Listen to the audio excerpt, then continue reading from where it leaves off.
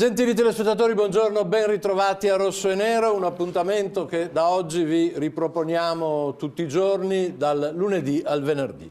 Bene, in primo piano abbiamo la Costa Concordia, che sembra davvero un po' un emblema, nel senso che se ci abbiamo messo 1 anno e 3/4 per cercare di raddrizzare la nave, e vedremo tra un po' com'è andata, come sta andando, sorge spontanea la domanda: e quanti anni ci vorranno per cercare di raddrizzare il nostro paese? Anni o lustri o secoli?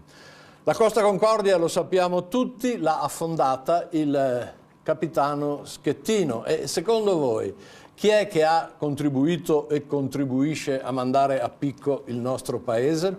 No, partiamo da Gianluca Panto, dai, subito sentiamo anche lei, prima di fermarci con la pubblicità. Sappiamo che ad affondare la Costa Concordia è stata l'incapacità del capitano Schettino, no? Giusto? Il nostro paese, chi è che in passato e ora lo sta mandando a picco? Secondo lei dove sono le responsabilità per le tante cose che non funzionano?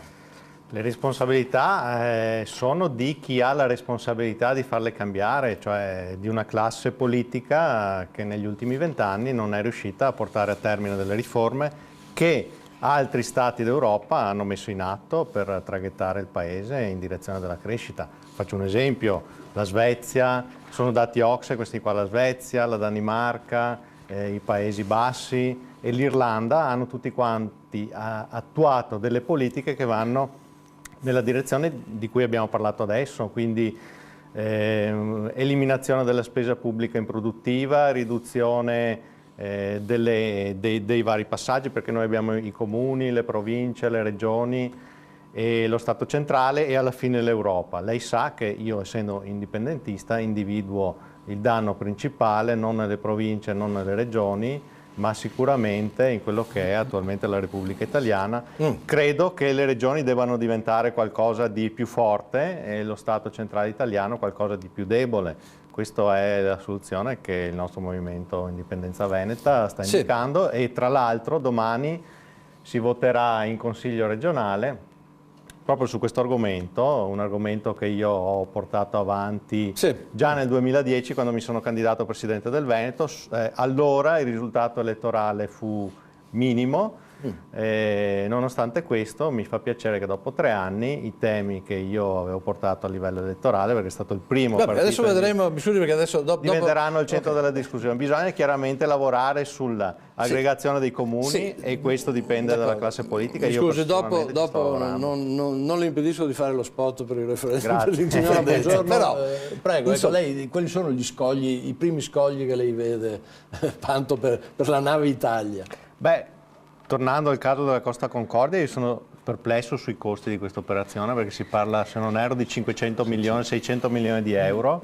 Francamente, se i costi sono questi, io avrei fatto un bel foro, l'avrei lasciata affondare lì, e poi sarebbe stato anche un bel relitto che potevano visitare i sommozzatori, visto che l'isola del Giglio è diventata la prima attrazione turistica dell'isola del Giglio. Sì, ma mettiamola sott'acqua a 30-40 metri di profondità e poi chiamiamo le persone da tutto il mondo a visitarla e facciamo anche un po' lavorare il turismo. Questi 500 milioni di euro li prendiamo e li mettiamo a Taranto per risanare un centro produttivo dell'acciaio che ovviamente non può essere bloccato da un giorno all'altro, perché sennò dopo l'acciaio noi nel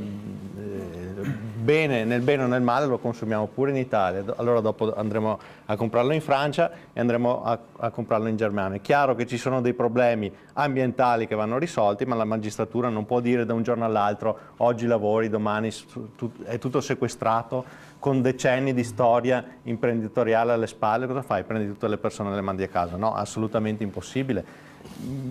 Sarebbe come dire, bene, da domani mattina basta automobili in tutta la provincia di Padova perché inquinano e fanno Ecco, però venire vede i tumori. Panto, il problema è, per carità, noi qui mi pare siamo abbastanza d'accordo, ma insomma i risultati li ottieni anche a fronte di una mobilitazione dei media, dell'opinione pubblica, una mobilitazione che per far continuare a funzionare l'Ilva di fatto non c'è.